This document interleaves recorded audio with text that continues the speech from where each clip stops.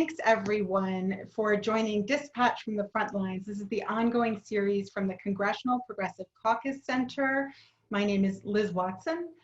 We hear on this series from people whose lives have been upended by this pandemic, from our movement partners and from special guests, congressional champions who are fighting for policy solutions that help our families and our communities. And I'm so pleased tonight to be co-moderating this panel with my colleague. Alan, you want to say hello? Hi, everyone. I'm Alan Barber, the Policy Director here with the CPC Center. So the CPC Center is a nonprofit organization that works to inform and educate the public about policies that promote justice, equity, and fairness. And today, as Representative Ayanna Pressley has said, we are facing a pandemic within a pandemic.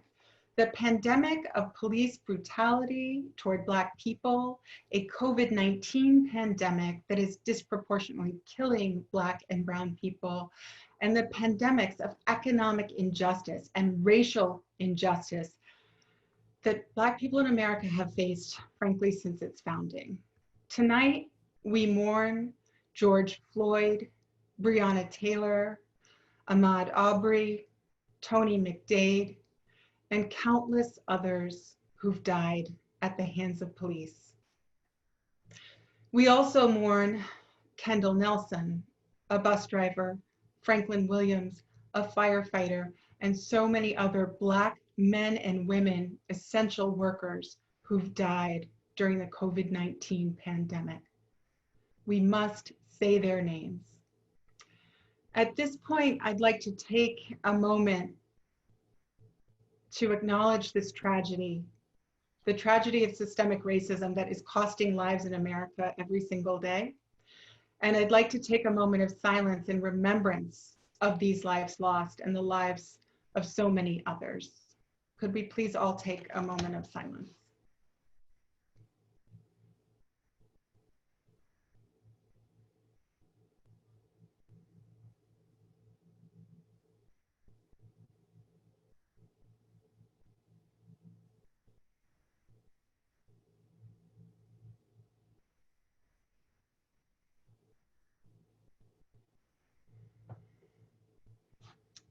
Thank you. We must recommit to doing the hard work of challenging anti-Blackness and fighting for racial justice every single day. And we are going to talk about that tonight on this call. Now I'd like to turn it over to my colleague, Alan Barber.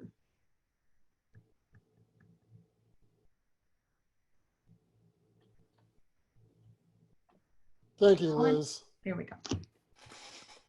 The pervasive poison of systemic racism is embedded throughout our institutions. The evidence is all around us.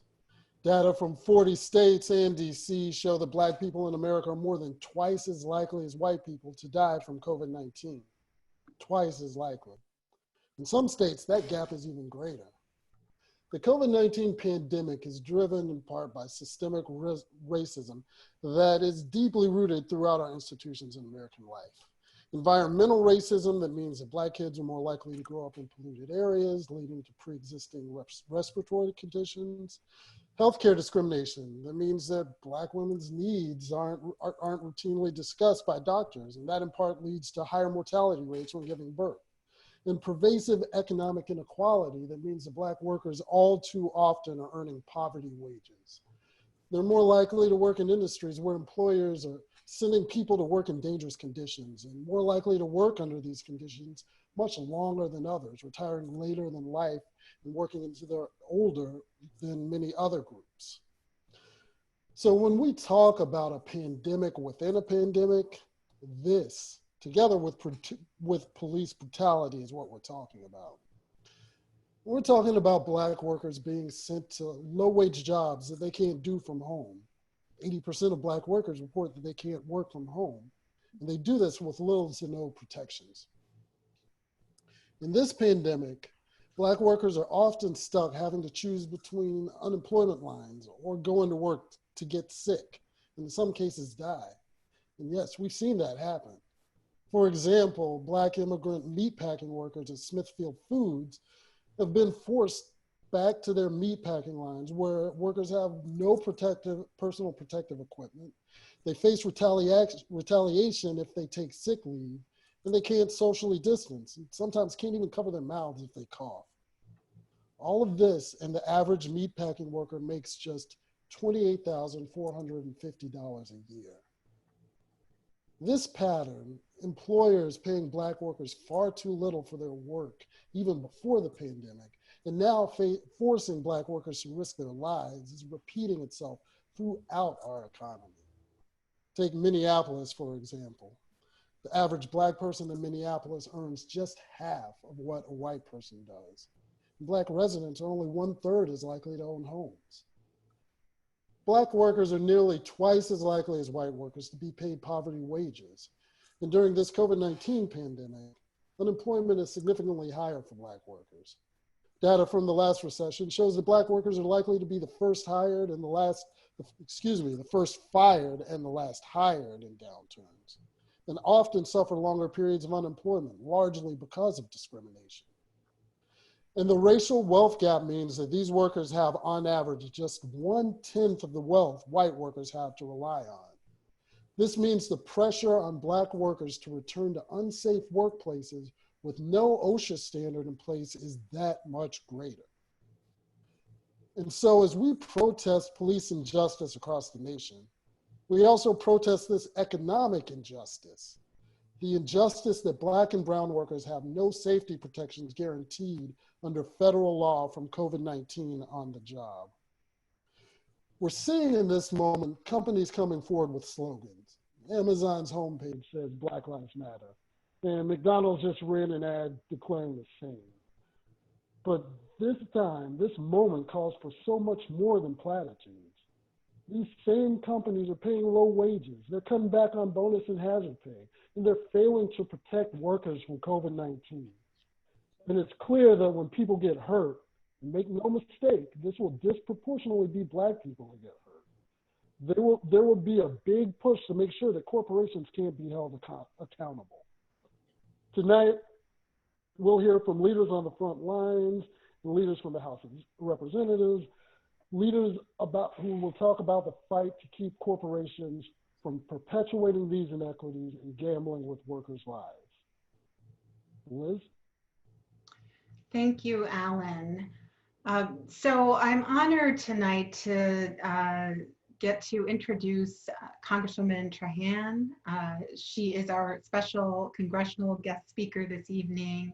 Congresswoman Trahan comes from a working class family in Massachusetts, where her father was a union iron worker and her mother was a domestic worker, the work that makes all other work possible. She represents the 3rd District in Massachusetts and serves on the House Education and Labor and House Armed Services Committee. And she's focused squarely on the fight for working class families. Thank you so much for joining us tonight, Congresswoman. Oh, thank you so much for having me. We know that you have been a fierce advocate for working families from the beginning of your career, and today we're seeing employers, as Alan said, from meatpacking plants to Amazon, putting workers' lives at risk to boost their bottom lines. Can you talk about what Congress must do and what Congress is trying to do to protect worker safety during the pandemic, especially as more and more workers are being sent back to work? Well, thank you for the question. And thank you, Liz and Alan, for the opportunity to join you this evening. Before answering the question, I'd like to share my esteem for each one of you who is participating in tonight's forum. It's moments like these in our nation's history when the American people demand that their elected officials advance bold, daring changes. And our ideas must shine in bright, unmistakable colors, not, to borrow a phrase, merely be presented in pale pastels. And that is why I'm so appreciative of the leadership of the CPC and the Congressional Progressive Caucus Center. because the center provides the kind of forward-thinking policy prescriptions that the nation needs to embrace, including the suite of police reform proposals that you released earlier this week. Your work is particularly vital now as we combat the most regressive administration of my lifetime and work for change during a period of global tumult, but also energy around long overdue criminal justice reforms, as well as disparate effects that we've seen in the COVID-19 pandemic. Whether it's the Trump administration's systematic attacks on the rights of our union brothers and sisters, its erosion of our bedrock environmental laws, the hostility towards women's reproductive rights, the poisonous policies and rhetoric that harm people of color, and the absolute depredation of the US Treasury to serve wealthy special interests at the expense of everyone else, the CPC Center provides the intellectual firepower to fight back. So I'm so grateful also to the CWA, its union members, its government affairs department, as well as the National Employment Law Project. You all have been putting your shoulders to the wheel to push forward smart, progressive policy changes in the interest of all working people. So I just want to thank you for everything that you do. So now to your question. What does Congress need to be doing to protect our workers? COVID-19 has caused more deaths among workers in a shorter time than any other health emergency since the creation of the Occupational Safety and Health Administration 50 years ago. You know, the lack of personal protective equipment and infection control procedures have caused major outbreaks and fatalities in a number of sectors: the prison system, transportation, warehouses, nursing homes, and so many others. In fact, nationwide, about 1 in 3 COVID-related deaths have been at nursing homes, taking the lives of residents and staff alike. In Massachusetts, it's about half of all our COVID victims. So I'd like to just share a quick story.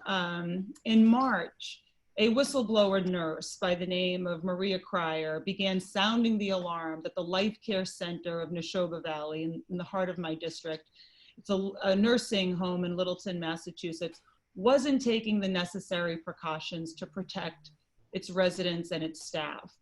Those of you with family and assisted living facilities may be aware that Life Care Centers of America is a national network of nursing homes. They have about 200 locations in 28 states. And families place a sacred trust in nursing facilities, and in return should have assurance that their loved ones' health and safety will be protected.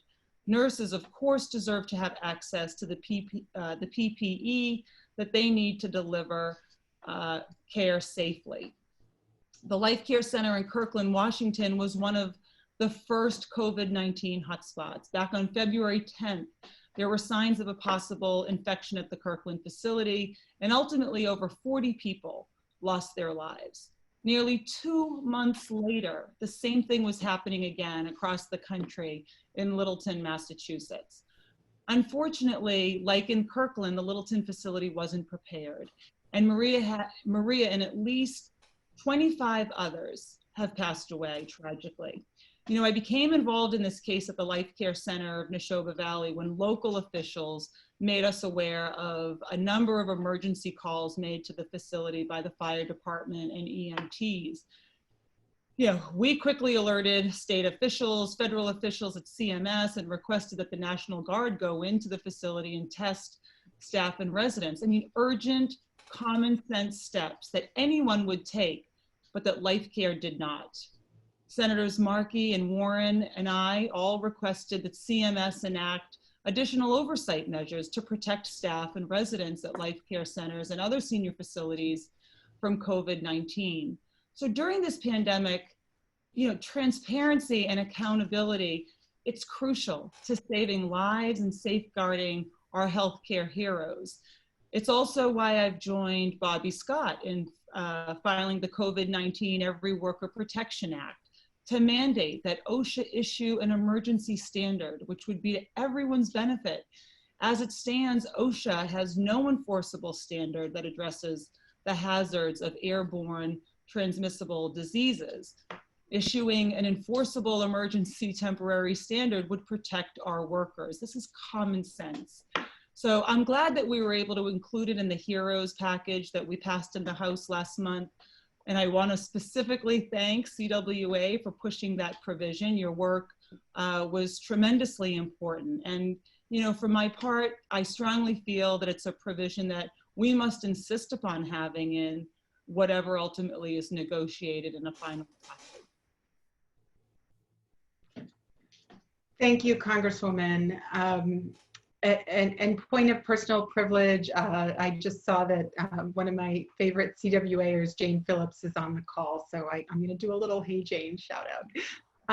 Congresswoman, we're so appreciative of your leadership and calling attention to the situation facing both workers and residents in nursing homes. And it is really mind-boggling, you know, the share of cases, frankly, that have come out of nursing homes and how little we're doing at the federal level, despite, I mean, you're making your best efforts, but meeting some pretty steep resistance from folks in the other chamber to provide those protections. I think the enforceable OSHA standard that was put into the HEROES Act, which has now passed the House, is absolutely a critical step forward that the Senate, you know, ought to have taken up immediately and has yet to act on. So we're grateful for all you have done, and we will of course continue to be fighting for that to become law. Senator Mitch McConnell, though, has said that the Senate won't take up further legislation on COVID-19 without passing corporate liability waivers that would keep workers from being able to hold their employers accountable in court if their employers put them in danger. Mm-hmm. So I think it would be very helpful for folks here tonight, Congresswoman, to hear from you about your thoughts on corporate liability waivers and the role that they would play in increasing risk for workers who are already at such great risk during this pandemic. It's such an important question, and it directly relates to what we were just talking about, and frankly, the title of tonight's session. You know, under the last two administrations, we saw new rules put into place to ensure that residents at long-term care facilities were taken care of safely and humanely. But since the beginning of this present administration, we have seen an aggressive amount of deregulation around nursing home safety and emergency standards. And it's clear that these decisions likely contributed to the wildfire-like spread in nursing homes across the country. I mean, last year, after a lobbying blitz by the nursing home industry, the Trump administration rolled back strict requirements on infection control for long-term care facilities, and it handed infection duties over to consultants instead of specialists. So now we're in the middle of this pandemic in which tens of thousands of nursing home residents and employees have died. The administration is still continuing to press forward with plans to further deregulate these facilities. You know, but that's not all. We're also seeing the industry move to demand that their corporate paymasters be granted immunity from gross negligence or reckless misconduct lawsuits because of their inaction during the pandemic. You know, as you noted, Senator McConnell has said that it is his top priority in any upcoming relief package. It's liability protections against coronavirus-related lawsuits for businesses and healthcare providers. His preferred policy would actually reward bad actors at the expense of those who took proper measures. It would, would swindle those who have already had so much taken from them, and it would actually incentivize businesses to cut corners when it comes to safety. This ploy also goes to show that any so-called principled defense of states' rights coming from the Senate's majority leader isn't worth the paper it's written on.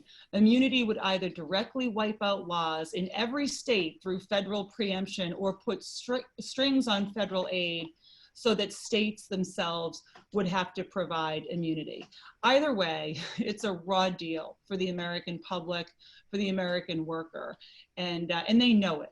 So nearly 2 in 3 people in a recent poll opposed giving blanket immunity of this sort, including a majority of people who voted for President Trump. I can't state it, I can't overstate it. This cannot and it must not happen. No company should be given a free pass on negligence, especially when it costs lives. And I fully expect there to be investigations into some of these corporations once we are out of the woods. And it's my hope that any bad or negligible actors are held accountable. Well, Congresswoman, we are also grateful for the work that you're doing to protect the safety and health of nursing home residents and of all workers who are out there on the job, and for making sure that this kind of blanket corporate immunity gets stopped dead in its tracks. It's a terrible idea that we know would put so many more lives at risk. And I'm just so thankful that you were able to join the call tonight, and for the incredible work that you're doing in Congress to champion the issues that are important to working families across the nation. And I know that you have to jump, so we do want to let you get to your next event, and we know how incredibly busy folks are these days. So we really appreciate your joining this call, and also thank you for your kind words about our work. Really appreciate it. Thank you for your incredible leadership, and thank you so much for joining tonight. It was great seeing you all. Take care of yourselves. Bye-bye. Thanks, Congresswoman. And now I'm going to transition to my colleague, Alan Barber, who's going to introduce our next guest. Thanks, Liz, and thanks, Congresswoman Trahan. Next, we're going to hear from Anna Flemmings. Anna is a single mother who works full-time as a Tier 2 customer service professional at the Maximus Call Center in Hattiesburg, Mississippi.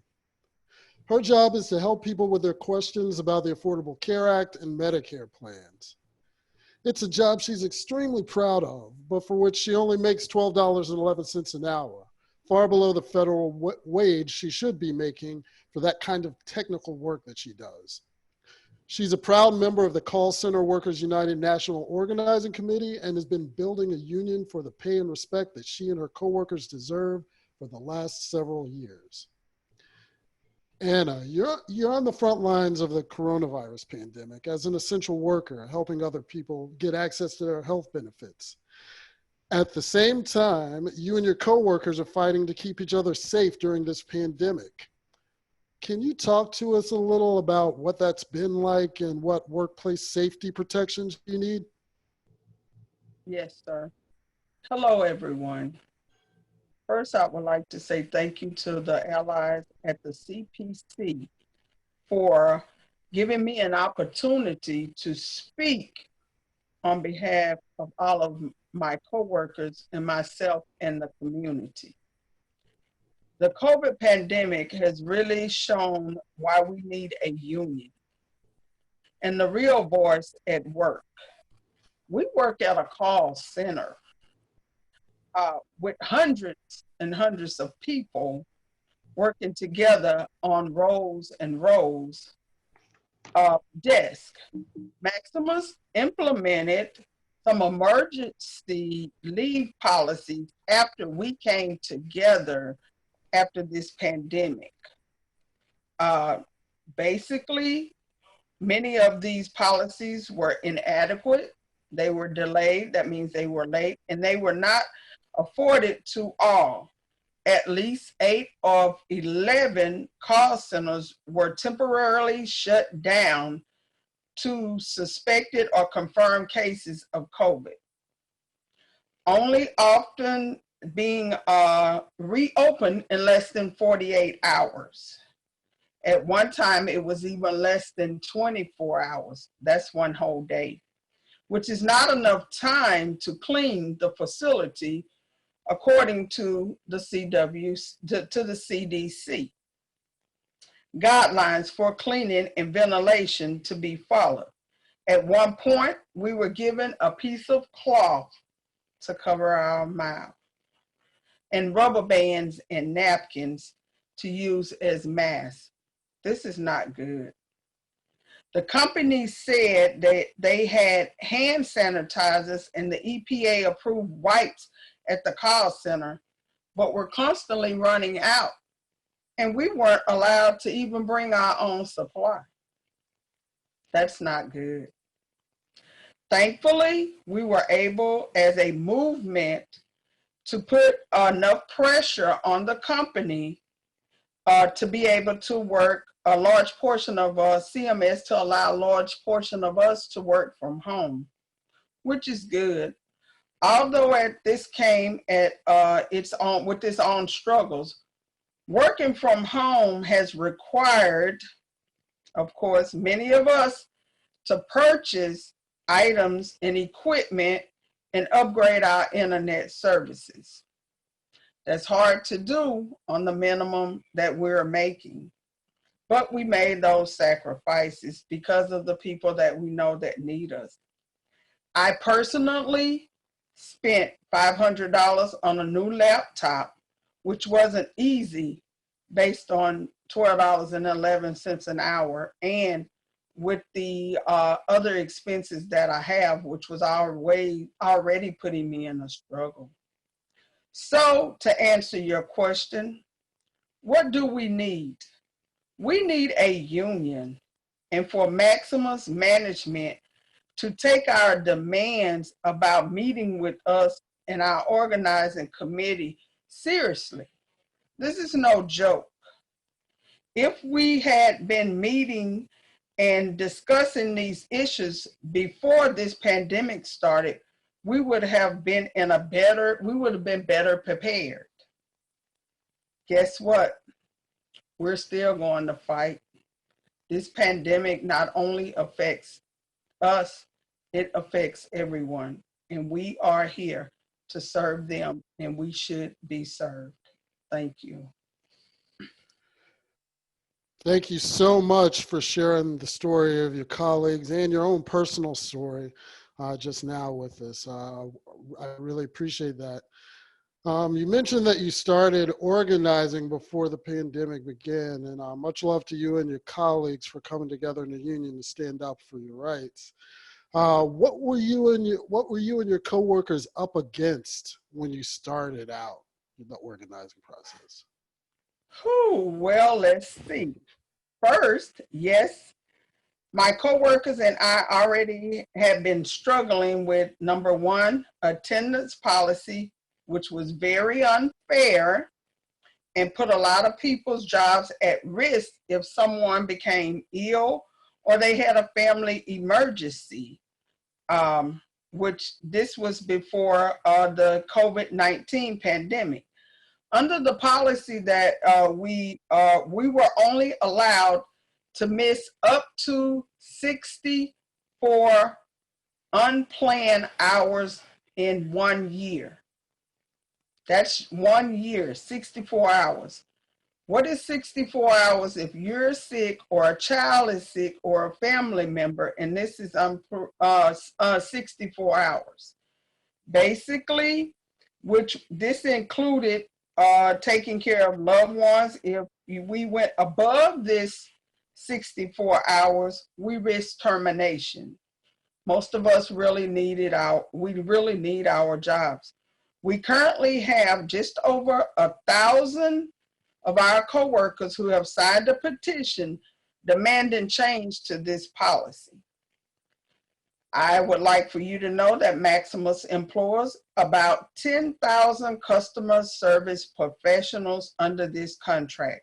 We're also considered essential workers, who are mostly women and people of color like myself. At the Hattiesburg call center where I work, about 80% of our workforce are females and single parents. And about 90% of us are people of color. Maximus pays us a little as $10.80 an hour, despite the virtual work that we do, helping tens of millions of Americans access their health care, which is very important right now. The call center where I work is one of the town's biggest and largest employers. So these wages have a broad effect on the town's economy and helps hold down the area wages.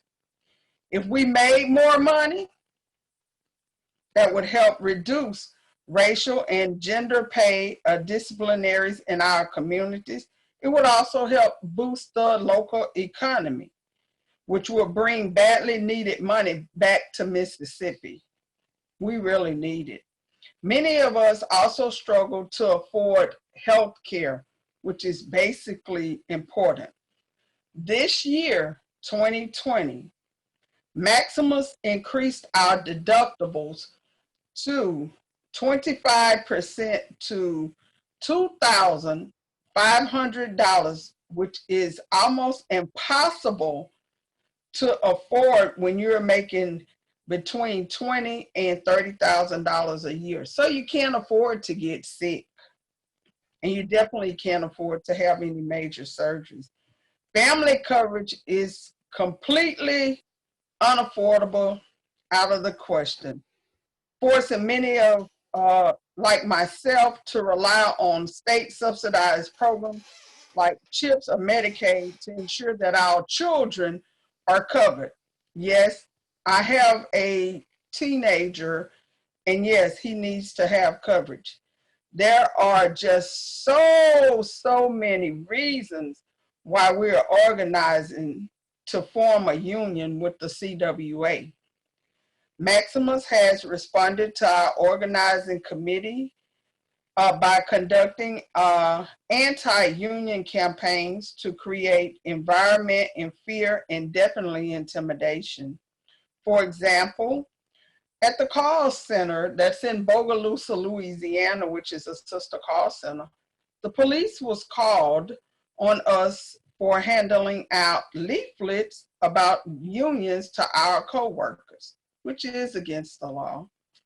In my call center, we tried to put up signs at our workstation saying that we did want higher wages, which we do. And we want them. When did we want them? We need them right now. We were told to take them down, of course. And we even tried to hold a health care clinic for the community in the call center parking lot at Maximus, and it was shut down. Some of us there really needed that because we can't afford to go to the doctor because of the health care and what we're paying, and we can't afford. So we can't afford to go to get the services that we need. So this was something that would benefit us, and it was right there at the job. No, it was shut down. So I hope that the political allies on this call help us hold Maximus accountable and work to institute laws that will make it so government contractors cannot unionize burst. That means we want to go all the way in helping me and my coworkers and all people of call center workers unite. We do need this. We do appreciate united, united, united. Thank you so much, ladies and gentlemen, for allowing me to tell you my story and the struggles that call center workers here that's on government contractors, what we see.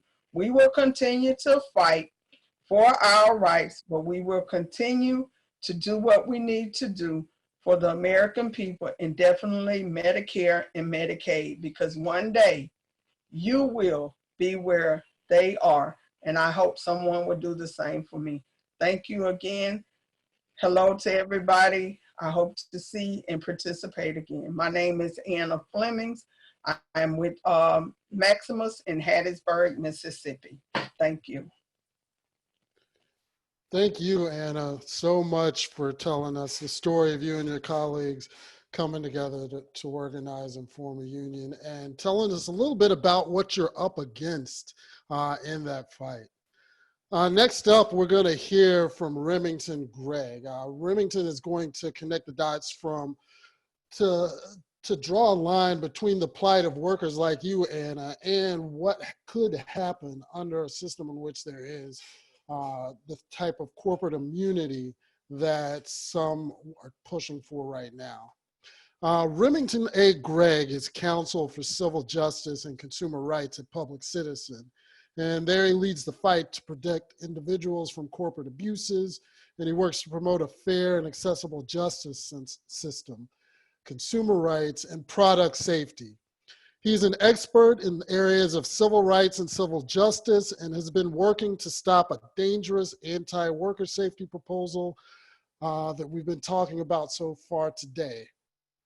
Remington, big business interests are lobbying for a sweeping corporate immunity bill that would give corporations immunity from lawsuits if they expose their workers or customers to this deadly virus.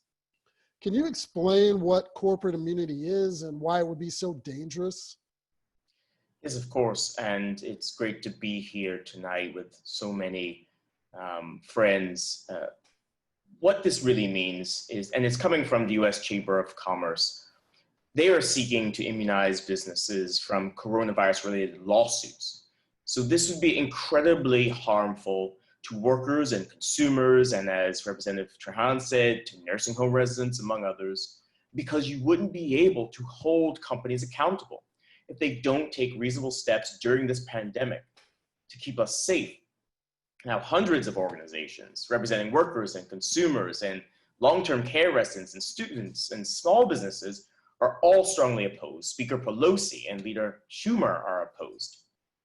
The only ones who seem to be for this sweeping immunity is the chamber and those who take campaign contributions from them. But this is an issue that every person should care about. Clearly, because it's an access to justice issue, but also it's a racial justice and a gender justice issue. Just think about this. Women and people of color make up a majority of workers in low-paid jobs. And so they would be the most impacted with a provision like this.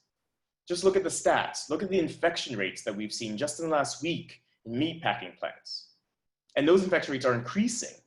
And these workers are largely people of color and they're recent immigrants. And 40%, close to 40%, as Representative Trahan also noted, of coronavirus-related deaths are from nursing home residents and their workers. And these workers are largely women of color and people of color, women and people of color. So we cannot reopen the economy on the backs of Black and brown workers and give businesses a green light to open up too fast and too early, and take away the key incentive that businesses have to take reasonable actions to keep their workers safe, because our society is built on a dual system. We have government enforcement and we have accountability through the courts. And the Trump administration they have a policy of deregulation. They are not regulating as they should to keep workers safe. So the only fallback we have are the courts. If you take away the courts, then we have no way to hold corporate bad actors accountable. Thank you. So Remington, that same systemic racism that I talked about a bit, that's fueling the killing of Black people by the police, and it's making the coronavirus pandemic more deadly for people of color, and leaving essential workers who are disproportionately Black and brown people at higher risk for exposure. As we reach unprecedented levels of employment, Black and brown families are at even higher risk of job loss. What do you want to see Congress do to address this issue in our economy and in our society? Yeah, well, I have been thinking about this, both as a civil rights lawyer and as a Black man.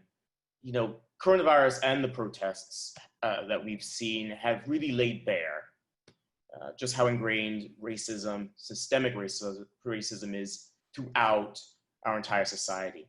Now, a country that wants Black and brown people to be truly equal have to invest in these communities and cannot do half measures to do that. So we need to see schools that are predominantly Black and brown to receive equal funding. We need to ensure that Black and brown people have access to the economic ladder, because right now, Black people have higher student loan debts because they don't have the benefits of safety nets that their white counterparts have. And that means that you take on bigger loans. That means it takes longer for you to pay them off. And that means that you're not able to, say, buy a house, which is the single biggest wealth generator that we can have in society. And assuming that you do save and buy a home, we've got redlining policies that stop you from being able to go into certain neighborhoods. And that assumes that you're able to climb into the economic ladder.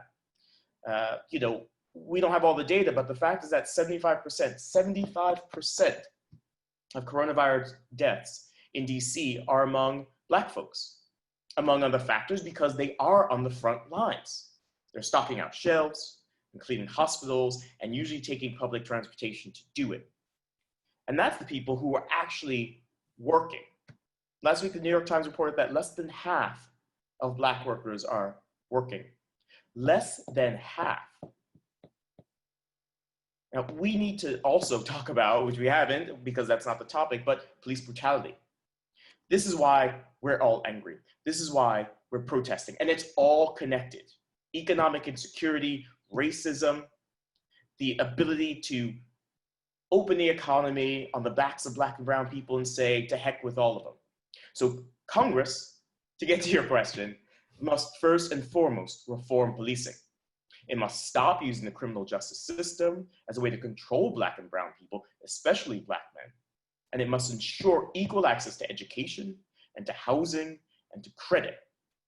But we also must remember that a law alone does not create equality or ensure progress. So while there is so much for Congress to do, and we are all pushing them, everyone on this call is pushing them, there's so much to do, we have to remember that it's not just Congress that has to act.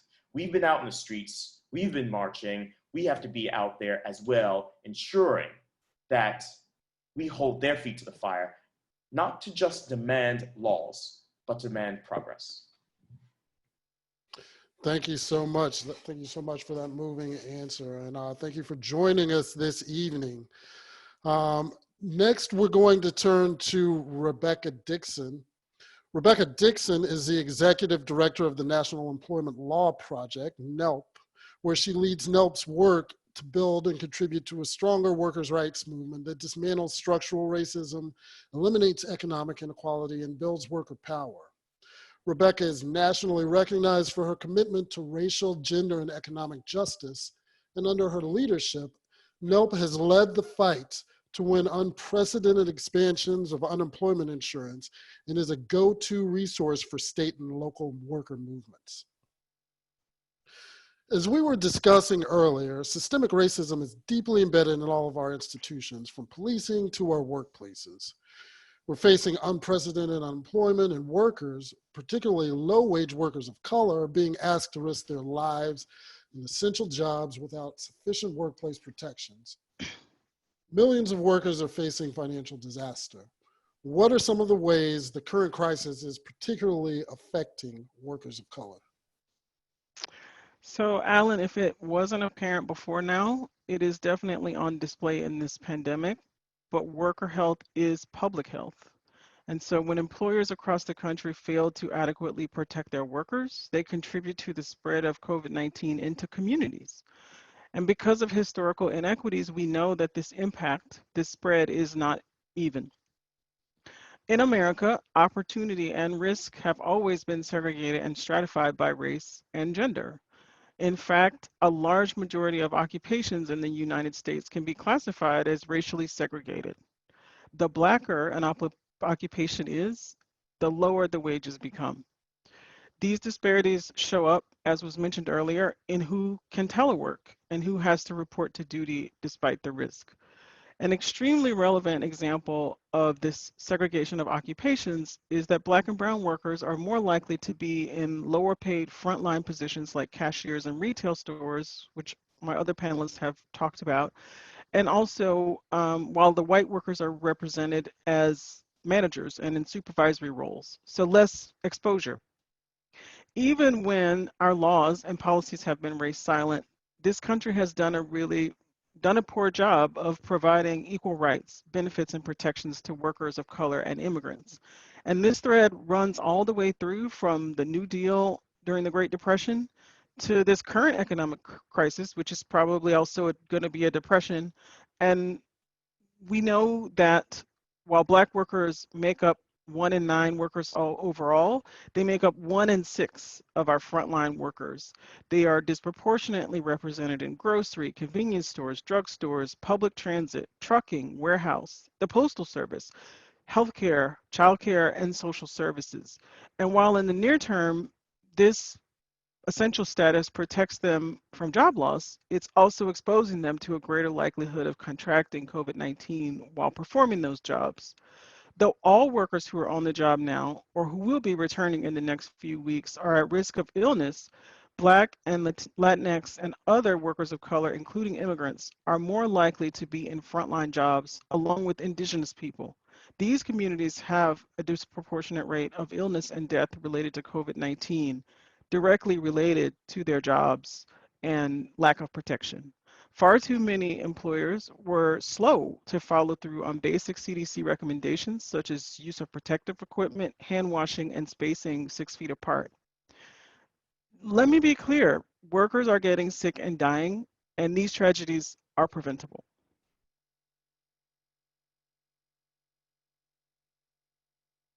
I think I'm on it. Okay, I'm back on. Sorry about that. So you mentioned that a number of workers aren't providing the equipment, a number of employers aren't providing the equipment that workers need and aren't following CDC guidelines. And I noticed that NELP has recently released a new report that talks about what happens when workers speak up about COVID-19 related safety concerns. Could you tell us a little more about what tends to happen to these essential workers when they try and speak up for what's happening to them on the job?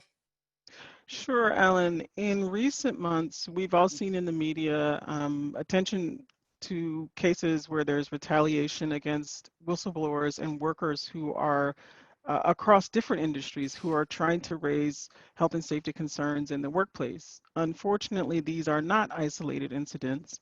And the report that you're referring to that we just released today, called Silenced About COVID-19 in the Workplace, is the product of a national survey that we did of workplace retaliation during a pandemic.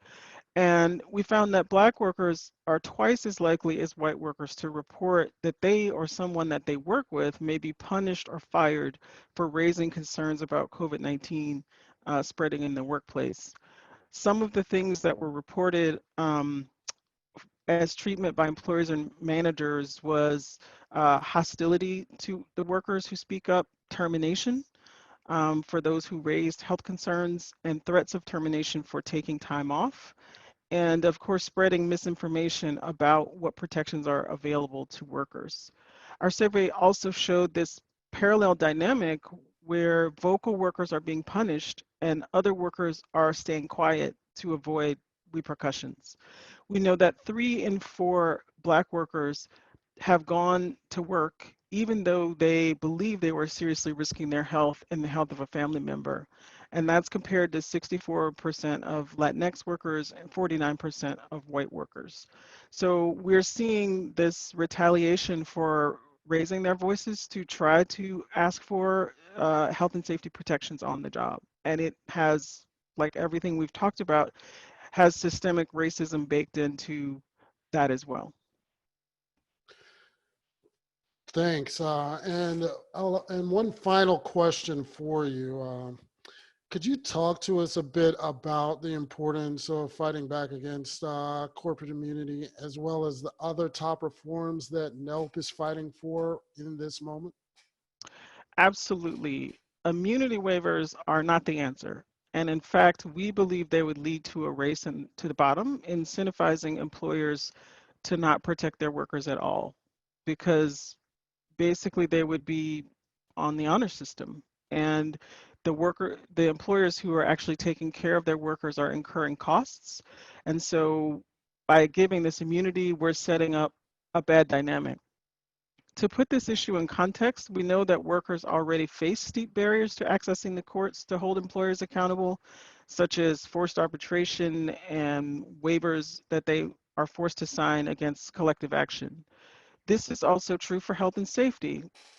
No part of the federal government bears more responsibility for worker health and safety than the Occupational Safety and Health Administration, but unfortunately, OSHA has been utterly absent and has failed in its mandate to protect workers. OSHA did issue a voluntary guidance, but it is not enforceable, and it has failed to enforce any of the CDC guidance. Basically, workers are at the mercy of the honor system when it comes to a safe and healthy workplace and COVID-19. Unlike other legal statutes, an OSHA complaint is not a right to sue. And so what workers can do is actually file a complaint, and OSHA is then supposed to do an inspection and investigate the complaint. We've been seeing lately that OSHA hasn't really taken that role on and hasn't really responded with investigations to these complaints. Um, we know that OSHA needs to be doing its job for issuing these strong, clear, enforceable standards. So this is how employers are going to know how to protect workers. So we're fighting for that. And in the absence of federal action, states have and should step in to enact other enforceable health and safety standards for workers. Thank you so much for that, Rebecca, and thank you to all of the panelists who have joined us tonight to discuss this issue of corporate immunity, as well as the underlying danger posed by systemic racism in our society. Next, we're getting close to the end of our hour, but we do want to turn to a couple of questions we've received from the live stream. The first question that we're going to pose is from Sean. His or her question is, will there be an effort to organize boycotts of those corporations that support forced back to work orders, like those, and I assume those are like the ones that were imposed by Maximus on Anna and her coworkers? Would one of the panelists like to tackle that? Well, I think you are seeing already, not from the consumer standpoint of boycotting, but you are seeing workers rising up and boycotting, and in some cases they aren't sanctioned boycotts, but workers are saying that they don't want to work in unsafe places. And I think it's now incumbent on all of us, if we are seeing more cases in workspaces and workplaces, because those companies aren't doing what they should, then we have to rise up to say we will no longer shop at those places. We will not, just to get a hamburger, we won't put our Black and brown brothers and sisters in harm's way. Thanks, Remington, and I definitely appreciate the fact that you keep coming back to the idea that we need to show up for each other and show up for what we want out of the society and from our employers. The next question that we have is from Joyce. That question is, where is the oversight for the CARES distribution to hospitals, rural communities, and the allocation of funds and PPEs to rural communities? Would any of the panelists like to tackle that question? me again, it's complicated, and I don't know if we have enough time. There are a few oversight bodies that were created, and some of them are standing up and some of them aren't. But right now, there hasn't been any real oversight. Public Citizen is an organization that does do a lot of government oversight. I kind of joke that we've turned a little bit into a COVID watchdog group. So I expect that you'll see more about this in the future as we get more data on what's happening. Thanks, Remington. And finally, since it is almost the end of the hour, I think we're going to have to turn to Liz to wrap up and close the call. Liz?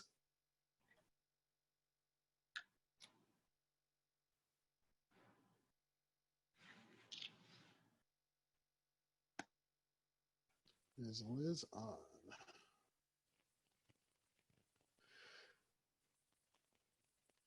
Okay, well, it looks like we lost Liz, so I'll quickly try and wrap things up for us. As we've discussed, systemic racism has for far too long allowed systems that harm Black and brown people to persist with no accountability. And just as Congress is finally turning to putting laws in place to provide accountability for police brutality, Congress must also put laws in place that hold employers accountable for putting the lives of Black and brown workers and all workers at risk during this pandemic. It's simply unbelievable that in this moment of enormous peril for Black and brown workers in particular, and for so many other working people, that there are forces at work who want to impose even greater risk on working people. And we heard it here plainly tonight. That is exactly what corporate immunity would do. The Every Worker Protection Act sets out an enforceable OSHA standard that protects workers from coronavirus, and we need that standard immediately. Worker safety can never be traded away. We're honored to have been joined here tonight by our wonderful speakers, Congresswoman Trahan, Rebecca Dixon, Remington Gregg, and Anna Flemmings. And we are so grateful for your leadership. I see Liz is back. Is there anything you wanted to add before we wrap up the call, Liz? Well, I apologize for that. Lightning struck and out went the internet. But thank you all for being here with us for this important conversation. Thanks to our communications team for putting on this event. And we know that the same systemic racism that for too long has allowed systems to harm Black and brown people has led to no accountability in our policing system and far too little accountability in our workplaces. And just as we're seeing Congress now finally turn to laws to protect us, we need to ensure that we hold employers accountable in this pandemic. And Alan right now is telling me I got you and I read your stuff while you were offline. You were the best colleague I could hope for. So thank you, Alan. I am really thrilled that we were able to have this important conversation tonight. I want to thank all of you for taking time out of your day, folks who are in the audience, our panelists, Alan for being such a dynamic moderator. We have got to keep up the fight to get those health and safety protections on the job. We will not accept corporate immunity as a trade. That's not something we can do. We understand that that this is gambling with workers' lives, and we are all ready for the fight, and I'm very glad to be in it with each and every one of you. So thanks everyone, and have a good evening, and thank you so much for the work that you do each and every day.